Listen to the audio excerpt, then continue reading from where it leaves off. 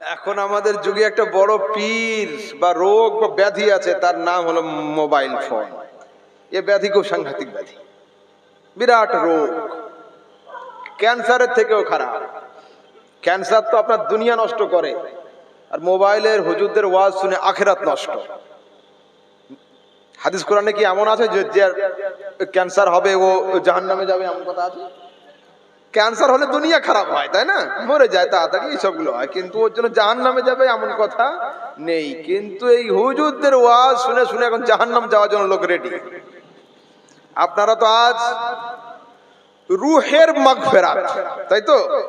রুহের মাগফিরাত মানে যারা আমাদের আগে মরে গিয়েছে তাদের আত্মা শান্তি কামনা, তাদের যেন জান্নাত তারা যায়, তাদের জন্য কিছু দোয়া করে সওয়াব, মানে ইসালে সওয়াব করা, তাই তো? দেখুন, বিষয় হলো এই, আমার সমাজে কিছু যুবক মোবাইল দেখে দেখে হুজুরদের কাছ থেকে শুনে নিয়েছে, যেমন মরা গরু ঘাস খায় না, ঠিক তেমন মরে যাওয়া লোকের নামে দোয়া করা চলে না। এ ফতোয়া আমার নয়, আমি এপন্থী লোক ভাই। তাদের কথা হলো এই কথা ঠিক মনে হয়? মনে হয়? আচ্ছা, তো আর একটু শুনুন। তাদের মধ্যে আবার যারা শিক্ষিত লোক আছে তারা আবার কি বলে, চাকরি শেষ হয়ে গেলে বেতন বন্ধ হয়ে যায়, তো মরে গেল মানে সোয়াবের দরওয়াজা, আমলের দরওয়াজা সব শেষ। আমি বললাম ঠিক কথা, চাকরি শেষ হলে বেতন বন্ধ হয়ে যায় এটা তোমার জানা আছে, আর পেনশন চালু হয়ে যায় এটা আমার জানা আছে। চাকরি শেষ হলে বেতন শেষ হয় এইটুকু তুমি জানো, আর পেনশন চালু হয় ওটা আমি জানি। কিন্তু আমি আহমদ রাজা সমদানি, গোলাম সমদানি সাহেবের ছোট ছেলে, আমি কোনদিন মঞ্চে হাদিসের হাওয়ালা ছাড়া, রেফারেন্স ছাড়া, যুক্তি ছাড়া আমি কথা বলিনি। সরাসরি সিহাহ হাদিসের মধ্যে রাসূল সাল্লাল্লাহু আলাইহি ওয়াসাল্লাম বলছেন, ইযা মাতাল ইনসানু ইনকাতা আনহু আমালুহু ইল্লা মিন সালাস। যখন একজন লোক মারা যায় তার আমলের সমস্ত দরওয়াজা বন্ধ করে দেওয়া হয়, তিনটে পেনশনের দরওয়াজা তার জন্য খুলে দেওয়া হয়। সরাসরি সিহাহ হাদিস। কি কি বলছে? সাদাকাতুন জারিয়া, যদি কেউ স্থায়ী সাদকা করে, মাদ্রাসা নির্মাণ করে, মসজিদঘর তৈরি করে দেয়, কবরস্থান তৈরি করে, এতিমখানা তৈরি করে দেয়, মিষ্টি পানির ব্যবস্থা করে দেয়, এই টাইপের বড় কাজ যদি করে লোকটা মরতে পারে, এইখানে যুগ যুগ ধরে এটা ব্যবহার হবে, লোকটা কবরে শুয়ে শুয়ে সওয়াব পেতে থাকবে। তারপরে ওয়ালাদুন সালেহ ইয়াদউ লাহু, যদি নেক আওলাদ থাকে তো ছেলে মেয়েরা হুজুরদেরকে নিয়ে আমিন আমিন করবে, আব্বা কবরে শুয়ে শুয়ে সওয়াব পেতে থাকবে। তারপরে আল ইলমু ইয়ানতাফিউ বিহি, যদি লোকটা জ্ঞান বিজ্ঞান রেখে যায়, বই লিখে যায়, কিতাব লিখে যায়, লোকটার কিতাব পড়ে আমরা আলেম হব, হাফেজ হবে, কারি হবে, আর লেখক কবরে শুয়ে শুয়ে সওয়াব পেতে থাকবে। সরাসরি হাদিসে আছে। এখন আর হাদিস কি শোনাবো? লোক তো ফরজ নামাজের পরে দোয়া খুঁজে পাচ্ছে না, তো হাদিস তো দূরের কথা, এ তো কবরের মসলা। আপনাদের মসজিদে দোয়া হয় না? হয় না? নামাজের পরে দোয়া হয় তো? দেখবেন দু চারটে ছেলে দোয়ার সময় হাত এমনি করে আছে, হাত তোলে না, আছে না? নেই? আমি কোনো মসজিদের পার্মানেন্ট খতিব নয়, কিন্তু জুমায় জুমায় ডেট পড়ে আমার, যেখানে যেখানে ঝামেলা সমস্যা হয় আমাকে লোক ডাকে। তা আমার অঞ্চলে এক জায়গায় গিয়েছি জনাব, জুমার নামাজ পড়িয়ে দিয়েছি, দোয়া হয়ে গিয়েছে। নামাজের শেষে আমি ঘুরে একটু বসে আছি, বলি দেখি মসজিদের হাল হাকিকত কি আছে, একটু দেখি, তোরা নামাজ পড়। নামাজ শুরু হয়েছে, দেখছি আমার ডান দিকে একটা ছেলে এইখান থেকে নিয়ে এইখানে হাত বেঁধে আছে। বলে আরে আল্লাহ, দেশে হোক আর বিলেতে হোক, দেশ হোক আর পরদেশ হোক, এদেশে পড়লাম, ওদেশে পড়লাম, ইন্ডিয়ায় থাকলাম, ইন্ডিয়ার বাইরে গেলাম, এইখানে হাত বাঁধার হাদিস তো আমি দুনিয়ার কোনো জায়গায় খুঁজে পাই, আর কোনো ডাক্তারের চেম্বারে নাই। নাভির উপরে নাভির নিচে হাত বাঁধা নিয়ে একটা ঝামেলা আছে, হাদিসে আছে। এইখানে হাত বাঁধা কোনো জায়গায় নেই, দুনিয়ার কোনো কিতাবে নেই। হাত তো ছিল নাভির নিচে, মোবাইল দেখে দেখে দেখে উপর উপর উপর উপর উপর উপর এইখানে। তো 2025 সালে হাত যদি এইখানে যায় তো 2029-30-এর দিকে এই হাত মাথায় উঠে যাবে। এত উপরের দিকে উঠছে কেন হাত? নাভির নিচে হাত বাঁধার কোনো দলিল নেই।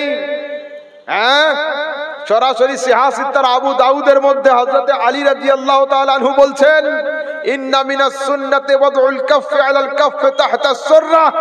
নবীর সুন্নাত হলো বাম হাতের উপরে ডান হাত রেখে নাভির নিচে রাখা। এই হাদিস কি তোমরা পড়োনি? সিহাসিত্তার আবু দাউদ শরীফের মধ্যে রয়েছে। তারপরে আপনারা তো রুহের মাগফিরাত মানে কবরস্থান, তাই তো? কবর জিয়ারত করেন না করেন না? করেন। এখন ওনারা হাদিস খুঁজে পায়নি কবর জিয়ারত করার, ওরা বলছে চলবে না। মানে ওনারা লকডাউন পর্যন্ত ছিল, লকডাউনের পরে যে সরকার আজাদ করে দিয়েছে এ খবরটা পায়নি। লকডাউনের ফতোয়া যদি কি এখন চালায় চলবে? লকডাউনের সময় মাস্ক ছাড়া রাস্তায় বের হলে পুলিশ ঠ্যাঙাচ্ছিল, মারছিল, এখন কি মারে? হ্যাঁ, তো যদি এখন কেউ ওইটা চালু করতে চায় ভুল করবে। একটা লোক বের হয় না, আপনি গিয়ে বলছেন আরে চাচা বাড়িতে কেন? বলে পাগল, সরকার মানা করেছে বাইরে যেতে। বল চাচা এটা তো 2017-তে হয়েছিল, 18-19 2 বছর হয়ে শেষ হয়ে গিয়েছে, এখন 25 চলছে, যুগ পাল্টে গিয়েছে। হাদিসে আছে রাসূল সাল্লাল্লাহু আলাইহি ওয়াসাল্লাম কবর জিয়ারত মানা করেছিলেন। এটা ক্লাস 8-এর হাদিস, কিন্তু মাধ্যমিক পাস তো করেনি, তো ওই হাদিসটা পাবে কি করে? ওটা তো মাধ্যমিক ক্লাসে আছে। রাসূল বলছেন নাহাইতুকুম আন জিয়ারাতিল কুবুর, আমি তোমাদের কবর জিয়ারত করতে মানা করেছিলাম, ফাজুরুহা, আবার আমি তোমাদেরকে কবর জিয়ারতের অনুমতি দিয়ে দিলাম। এটা তো হাদিস। আগে মানা করলেন কেন? এই জন্য মুশরিক কাফেরদের কবরস্থান আর মুমিনদের কবরস্থান আলাদা হয়েছিল না। মুমিনদের কবর, কাফেরদের কবর আর ইমানদারের কবর আলাদা আলাদা ছিল না, একসঙ্গে মিশিয়ে ছিল। সেই জন্য আল্লাহ পাক বলেন লা তাকুম, খবরদার দাঁড়াবে না কার কবরে? মাতা মিনকুম, যারা তোমাদের মধ্যে মরেছে শিরকের উপরে, কুফরের উপরে, তাদের কবর জিয়ারত করা চলবে না। কাফেরের কবর জিয়ারত হবে না, মুমিনের কবর জিয়ারত চলবে না। তো সেই সময় আলাদা আলাদা কবরস্থান হয়নি, তাই নবী সাল্লাল্লাহু আলাইহি ওয়াসাল্লাম সাহাবীদেরকে মানা করেছিলেন। তিনি কবর জিয়ারত মানা করেন নাই, পরে তিনি আদেশ দিয়ে দিয়েছিলেন। ঘর থেকে বের হওয়া মানা ছিল লকডাউনের কালে, লকডাউন উঠে গেছে, ঘর থেকে বের হওয়া এখন জায়েজ হয়ে গিয়েছে। তো নবী কয়েক বছরের জন্য লকডাউন ডেকেছিলেন, সেই সময় ভাইরাস চলছিল, ভাইরাস মিটে গিয়েছে, নবী ইজাজত দিয়ে দিয়েছেন।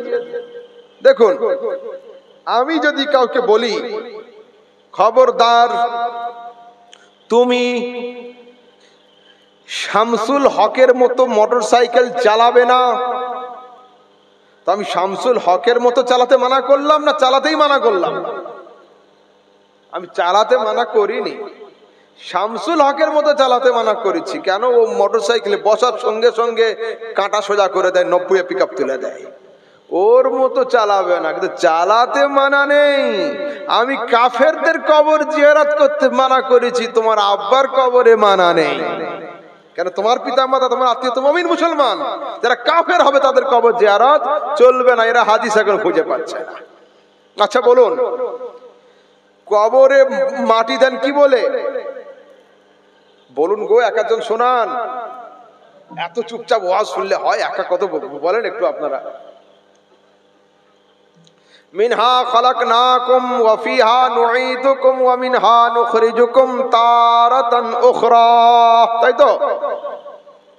আপনাদের মধ্যে যারা সবচেয়ে বয়স্ক আছেন বা আপনাদের গ্রামে যে সবচেয়ে বুড়ো মানুষ আছে, তাকে যদি জিজ্ঞাসা করে চাচা তুমি কোন দোয়া পড়তে ছোট থেকে, উনিও সাক্ষী দিবেন যে আমি ছোট থেকে এটাই পড়ে আসি।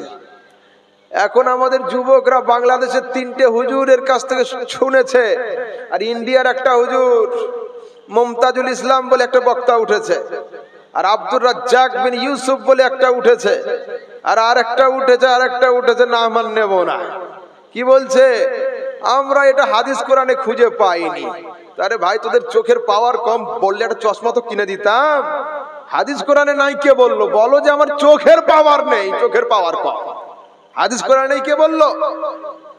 কোরআন শরীফ সূরা তাহা, মনে করুন কোরআনে কারীম সূরা তাহা 55 নম্বর আয়াতে আছে, মিনহা খলাকনাকুম ওয়া ফিহা নুঈদুকুম ওয়া মিনহা নুখরিজুকুম তারাতান উখরা, কোরআনে রয়েছে। এখন বলছে এটা তো কোরআনের আয়াত, এটা তো দোয়া নয়। আমি বললাম ছেড়ে দাও, মানুষ মরণ খবর শুনলে কি পড়েন আপনারা? ইন্না লিল্লাহি ওয়া ইন্না ইলাইহি রাজিউন। আমি বললাম ভাই এটাও দোয়া নয়, এটাও কোরআনের আয়াত, একটু পড়াশোনা করো। 8 পাস করে মসজিদের খতিবি করলে এটাই হয়। কোরআনে আছে ইযা আসাবাতহুম মুসিবাহ ক্বালু ইন্না লিল্লাহি ওয়া ইন্না ইলাইহি রাজিউন, এটাও আয়াত। আয়াত যদি অবস্থার সঙ্গে সামঞ্জস্যতা পায় ওটাকে দোয়া হিসাবে ব্যবহার করা জায়েজ হয়। কিন্তু কালকের সকালে চায়ের দোকানে প্রশ্ন করবে আপনাকে যে তোমাদের সমদানি সাহেবের ছেলে এসেছিল তো কই, একটা হাদিস তো বলে যায়নি। হ্যাঁ, হাদিস নোট করো যুবকরা। মুসনাদ আহমদ বিন হাম্বল 12,187 নম্বর হাদিস, 22,187 নম্বর, 12,000 না 22,000। মুসনাদ আহমদ বিন হাম্বল, যে কেতাবে 22,000 হাদিস থাকে সেটা কত বড় কেতাব হবে বলুন এইবার। এনারা শিখে ফেলেছে বুখারী শরীফ দুনিয়ার সবচেয়ে বড় কেতাব। কে বললো তোমাকে বুখারী বড় কেতাব? বুখারী শরীফের মধ্যে 7,500 হাদিস রয়েছে, আর আমি যে কেতাবের হাওয়ালা দিচ্ছি এটাতে 37,000-এর বেশি হাদিস রয়েছে। কেন? আমি তো যে হাদিসের রেফারেন্স দিচ্ছি এটা তো 22,187 নম্বর হাদিসের, আরো তো আছে। তো এই হাদিসে আসছে লাম্মা উদিআত উম্মু কুলসুম বিনতু রাসূলিল্লাহ, নবীর মেয়ে উম্মে কুলসুম যখন ইন্তেকাল করলেন এবং তাকে যখন কবরে শোয়ানো হলো, ক্বালা রাসূলুল্লাহ সাল্লাল্লাহু আলাইহি ওয়াসাল্লাম, নবী সাল্লাল্লাহু আলাইহি ওয়াসাল্লাম পাঠ করলেন মিনহা খলাকনাকুম ওয়া ফিহা নুঈদুকুম ওয়া মিনহা নুখরিজুকুম তারাতান উখরা। আমার নবী নিজে এই দোয়া পাঠ করেছিলেন, হাদিসে রয়েছে। মাটি একবারে দেন না 3 বারে? জিজ্ঞাসা করেন, কালকে চায়ের দোকানে ধরবে যে আপনাদেরকে যে হুজুর তো এক বলে চলে গেল 3 বারের দলিলটা কই? হ্যাঁ হ্যাঁ, 3 বারের দলিলটা মাওলানা কোর্সের কেতাবে নেই, মুফতি কোর্সের কেতাবে আছে। বাহাস ঝামেলা করতে গেলে মুফতি হয়ে আসতে হবে, তারপরে গা বাবা। এখানে নয়, কোথায় আছে? ফতোয়া আলমগীরি, নিবরাস, আল জাওহারাতুন নাইয়ারা, এই কিতাবগুলো মাওলানা কোর্সে নয় মুফতি কোর্সে পড়ানো হয়। আর যদি কেউ হাদিস খুঁজতে চায় তো তাফসিরে ইবনে কাসিরের মধ্যে সরাসরি এই হাদিস রয়েছে। সূরা তাহার 55 নম্বর আয়াতের ব্যাখ্যাতে ডান দিককার টিকাতে লেখা রয়েছে যে হুজুরের দরবারে একটা জানাজা নিয়ে আসা হলো, ফাআখাযা কবজাতাম মিনাত তুরাব, আমার রাসূল এক মুঠো মাটি নিলেন, ওয়া আলকাহা ফিল কবর, কবরের উপরে রাখলেন এবং মুখ দিয়ে উচ্চারণ করলেন মিনহা খলাকনাকুম। দ্বিতীয়বারে মাটি তুললেন, দ্বিতীয় অংশটা পাঠ করে মাটিটা ফেলে দিলেন, তৃতীয়বার মাটি তুললেন, শেষ অংশটা পাঠ করে তিনি মাটি দিয়েছিলেন। খবরদার, আপনারা লোকের কথাতে পড়ে পথভ্রষ্ট হবেন না। আর যুবক যারা আছো ওদের কথা শুনে তোমরা পথভ্রষ্ট হবে না। যদি কেউ বলে, ইসলামপুরে আমার বাড়ি আছে, প্রত্যেক জুমাতে আমার ওখানে কেতাবি তালিম হয়, যুবকদের মানুষজনের প্রয়োজনীয় প্রশ্নের উত্তর দেওয়া হয়, সেখানে ওকে নিয়ে আসবে, এসে প্রশ্ন করবে যে হুজুর এই কথাটাই মানছে না, আর নয়তো আমাকে ডাকবে।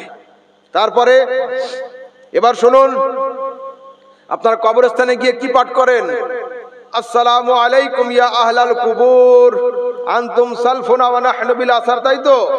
এই দোয়া পাঠ করেন তো কবরস্থানে গিয়ে, সালাম দেন তো। মাওলানা আব্দুর রাজ্জাক বিন ইউসুফ সাহেব, আহলে হাদিসদের বড় আলেম বাংলাদেশ, উনি বলছেন এটা হুজুরদের বানানো দোয়া, এটা হুজুরদের বানানো দোয়া। এ দোয়াটা হাদিস কোরআনে নেই। আমি চ্যালেঞ্জ করছি, সিহাহ সিত্তা 1307 নম্বর হাদিসে রয়েছে, 1307 সরাসরি হাদিসে আসছে কি, মাররা রাসূলুল্লাহ সাল্লাল্লাহু আলাইহি ওয়াসাল্লাম বিকুবুরিল মদিনা, আমার রাসূল জান্নাতুল বাকির কবরস্থানের পাশ দিয়ে হেঁটে যাচ্ছিলেন। ফাআকবালা আলাইহিম বিওয়াজহিহি, আমার রাসূল জান্নাতুল বাকির দিকে নিজের নুরানি চেহারাটা ঘুরিয়ে দিলেন। ওয়াকাল, এবং পাঠ করলেন, আসসালামু আলাইকুম ইয়া আহলাল কুবুর ইয়াগফিরুল্লাহু লানা ওয়া লাকুম আনতুম সালফুনা ওয়া নাহনু বিল আসর। আপনি আমি যে দোয়া পাঠ করি এটা কোনো হুজুরের বানানো দোয়া নয়, এটা নবীর বানানো দোয়া, সিহাহ সিত্তার হাদিস থেকে আমরা পেয়েছি। বুঝলেন? খবরদার কেউ এদিক ওদিক হবেন না। যে আকীদার উপরে আছে দণ্ডায়মান থাকেন। তারপরে আবার আসুন আগের দিকে যাই। আজান হয়তো, আজানের পরে হাত তুলে তো দোয়া হয়তো, আল্লাহুম্মা রাব্বা হাযিহি দাওয়াতিত তাম্মা ওয়াস সালাতিল কায়িমা। বাংলাদেশের একজন হুজুর বলছেন, এর শেষের দিকে আছে ওয়ারযুকনা শাফাআতাহু ইয়াউমাল কিয়ামাহ ইন্নাকা লা তুখলিফুল মিআদ। তাই তো বলছে এই শেষের দুটো বাক্য শয়তানের তৈরি করা। বলুন, শয়তানের তৈরি বাক্য মুসলমানরা মসজিদে চালাবে? হ্যাঁ, অথচ এই লোকটার মুখে দাড়ি, মাথায় টুপি, ঘোমটা, আহা, নাম মুসলমান, আবার বলে এই দুটো শয়তানের তৈরি। এই দুটো শয়তানের তৈরি হয়।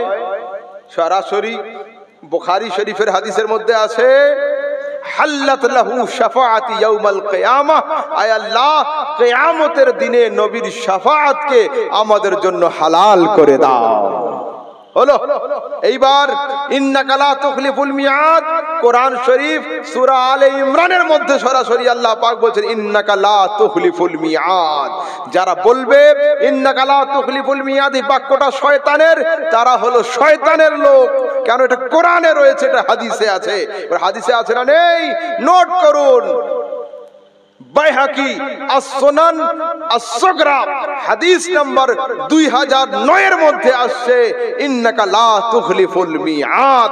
সরাসরি এটা হাদিসে রয়েছে, সরাসরি এটা হাদিসে আছে। এবার আসুন ফরজ নামাজের পরে দোয়া। ফরজ নামাজের পরে দোয়া, এটা যুবকরা আজকাল হাদিসে খুঁজে পাচ্ছে না, বলে এই দোয়া করা চলবে না। আচ্ছা, এই দোয়া করা চলবে না তো হাদিস শুনেন।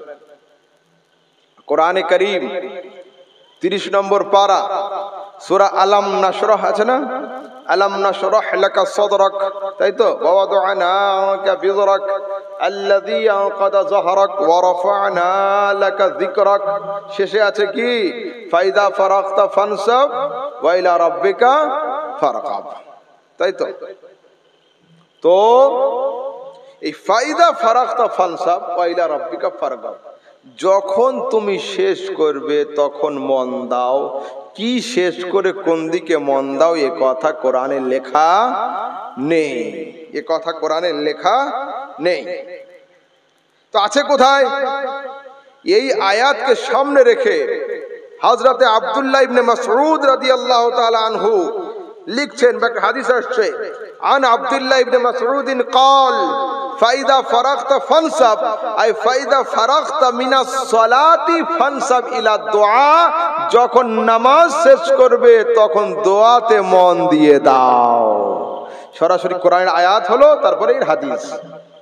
কিন্তু আগামী কাল যদি পড়ালেখার লোক থাকে, ও কিন্তু আপত্তি করবে যে তোমাদের হুজুর তো শুধু নামাজ বলে চলে গেল, কোন নামাজের পরে দোয়া? ফরজ নামাজের পরে, না সুন্নাত নামাজের পরে, না ওয়াজিব নামাজের পরে, না নফল নামাজের পরে? এই ঝামেলাটা বাঁধিয়ে রেখে গেল কেন? কালকে প্রশ্ন হতেই পারে চায়ের দোকানে। তো শুনে নেন হাদিস, আন কাতাদা তাওয়াদ্দাহাক ওয়া মাকাতিলা ফি কওলিহি তাআলা ফাইদা ফারাগতা ফানসাব, আই ফাইদা ফারাগতা মিনাস সালাতিল মাকতুবাতি ফানসাব ইলা দুআ, যখন ফরজ নামাজ শেষ করবে তখন দোয়াতে মন দিয়ে দাও। সরাসরি এই হাদিসে ফরজ নামাজ শব্দ রয়েছে। কিন্তু যদি আমার কোনো আহলে হাদিসের ভাই একটু পাকাপোক্ত থাকে, এডুকেটেড হয়, শিক্ষিত ছেলে হয়, যদি পড়াশোনা থাকে, তো ও আর একটা প্রশ্ন কাল করতে পারবে। কি প্রশ্ন? হুজুর যে হাদিসগুলো বললো, এই হাদিসটা তাফসীরের কিতাবে আছে, এই হাদিসটা কি সিহাহ সিত্তার মধ্যে আছে? বলো হ্যাঁ হ্যাঁ, মাশাআল্লাহ, খুব সুন্দর প্রশ্ন। এই হাদিস সিহাহ সিত্তা তিরমিজি শরীফের মধ্যে আছে। আন আবি উমামা আল বাহিলি قال قيل يا رسول الله اي الدعاء اسمع, রাসূলকে জিজ্ঞাসা হলো, ও আল্লাহর রাসূল কোন সময়ের দোয়া আল্লাহ বেশি কবুল করেন? কালা জাওফাল লাইলিল আখির ওয়া দুবরা আস-সালাওয়াতিল মাকতুবাত, গভীর রাতের ঘোর অন্ধকারে অর্থাৎ তাহাজ্জুদের নামাজের পরের গোপন সময়ের গোপন দোয়া আল্লাহ বেশি কবুল করে থাকেন। ওয়া দুবরা আস-সালাওয়াতিল মাকতুবাত, প্রত্যেক ফরজ নামাজের পরের দোয়া আল্লাহ বেশি কবুল করে থাকেন। সরাসরি ফরজ নামাজ। এতগুলো দলিল যখন দেওয়া হবে তখন ও আপনাকে ঠকানোর জন্য কি বলবে জানেন? ঠিক বলেছে তোমাদের হুজুর, দোয়া একা একা করা চলে, সবাই মিলে করা চলে না। এটা হচ্ছে শেষের দলিল ওদের।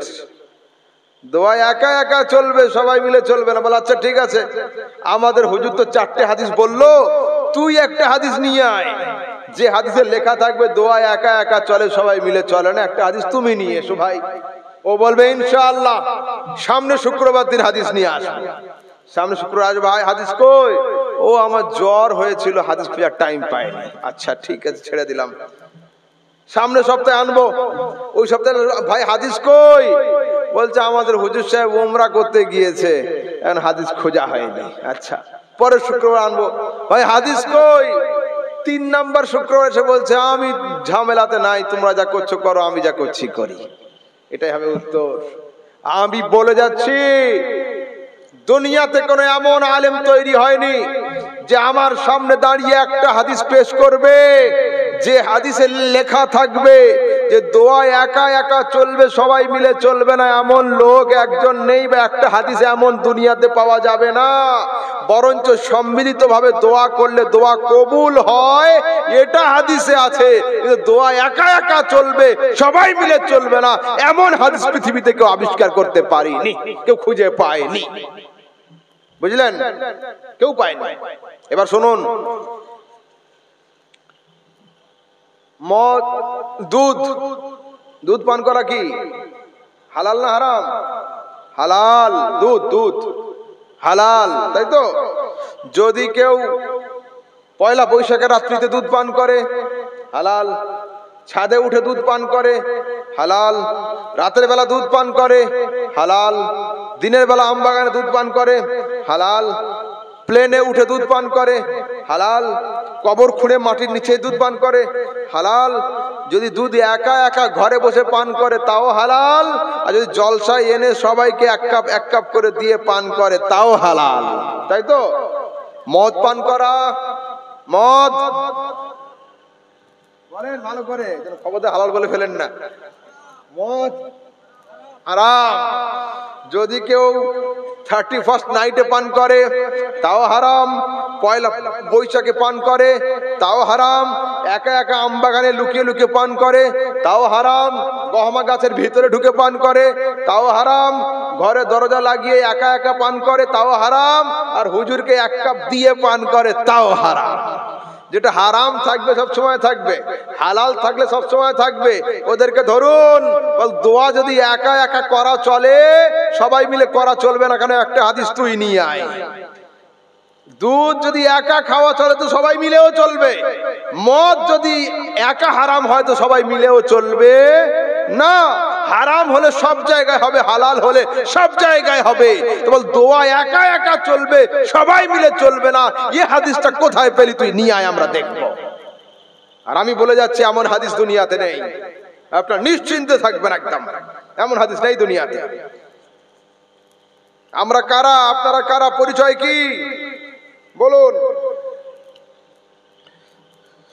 বাবা মা পিতা মাতা যখন বুড়ো হয়ে যায়, বয়স হয়ে যায়, মরে যাওয়ার আগে ছেলে মেয়েদেরকে ডেকে জমির দলিল, জমির খাজনা, জমির রেকর্ড, দাগ নাম্বার, খতিয়ান নাম্বার, এটা সেটা ওটা বুঝিয়ে দেয়, যাতে মরণের পরে আমার বেটারা ঝামেলা না করে। বোনেদের ভাগ যেন বোনেদের দিয়ে দেয়, বাপ এটা তোর, এটা ওর, এটা ওর।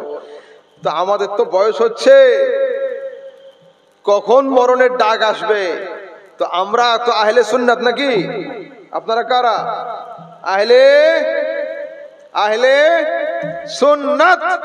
তো আমরা কি আহলে সুন্নাতের দলিল, আহলে সুন্নাতের খতিয়ান নাম্বার, আহলে সুন্নাতের রেকর্ড নাম্বার, আহলে সুন্নাতের দাগ নাম্বার আমাদের নাতি, ভাইপো, ভাইজি, ছেলে মেয়েকে বুঝিয়ে দিয়েছি? ওটা করিনি। পাশের জমিওয়ালার নাঙ্গল যেন আমার জমিতে না ঢোকে, আমার আল যেন কেটে না ফেলে এটা বুঝিয়ে দিয়েছি যে এই দাগ থেকে ওই দাগ, এই খুঁটি থেকে ওই খুঁটি পর্যন্ত আমার বাবা যেন 1 ইঞ্চি জমি যেন এদিক ওদিক না হয়। কিন্তু দ্বীন ও সুন্নিয়াতের মাটিতে, দ্বীন ও সুন্নিয়াতের ফিল্ড শেষ করে এখন ফরাজি আহলে হাদিস হয়ে যাবে, এ দলিলটা কাউকে বোঝানো হয়নি। এখন কেন হলো না? কবরে গেলে কি এর জবাব লাগবে না যে তুমি যে আকীদার উপরে ছিলে, যে দ্বীনের উপরে ছিলে, যে ধর্মের উপরে ছিলে, তোমার ছেলে মেয়েকে তুমি জানাওনি কেন? এবার আপনি জানানোর পরে যদি কেউ ভুলে যায় আলাদা কথা, তার দায়িত্ব। কিন্তু আপনার জানানোর দায়িত্ব ছিল। আমার ছোট ভাইয়ের জন্য আমার তো দায়িত্ব ছিল, কেন জানালাম আমরা, কেন বলিনি আমি? তো শোনো, আমরা হব কি? আহলে সুন্নাত হব না আহলে হাদিস হব? কোনটা হব বলুন? আহলে, বলুন, আহলে সুন্নাত, তাই তো? হ্যাঁ কি গো, কে বললেন হ্যাঁ না বলুন? আলহামদুলিল্লাহ, আমরা আহলে সুন্নাত, আহলে হাদিস নয়। হব কোনটা? একজন বাংলাদেশের বক্তা, ওই যার নাম নিলাম আগে, উনি বলছেন আমি আমার টুটা ফুটা বিদ্যা দিয়ে দেখছি জান্নাতে যাবে একটাই দল, তার নাম হলো আহলে হাদিস। কে বলছে? আব্দুর রাজ্জাক বিন ইউসুফ সাহেব। আমি সেই যুগে বলেছিলাম, এখনো বলছি, আহলে হাদিস নামের কোন ফ্যাক্টরি দুনিয়াতে নেই, তো মাল বের হবে কি করে? কোন কোম্পানি তো থাকবে, ফ্যাক্টরি তো থাকবে, গোডাউন তো থাকবে, তবে তো বের হবে। আহলে হাদিস নামের কোন গোডাউন নেই দুনিয়াতে, তো বলে আহলে হাদিস জান্নাতে যাবে। কোন গোডাউন থাকলে তবে তো জানবো মাল বের হচ্ছে, কোম্পানি থাকলে তবে তো ডিস্ট্রিবিউটর হবে, এ তো নেই।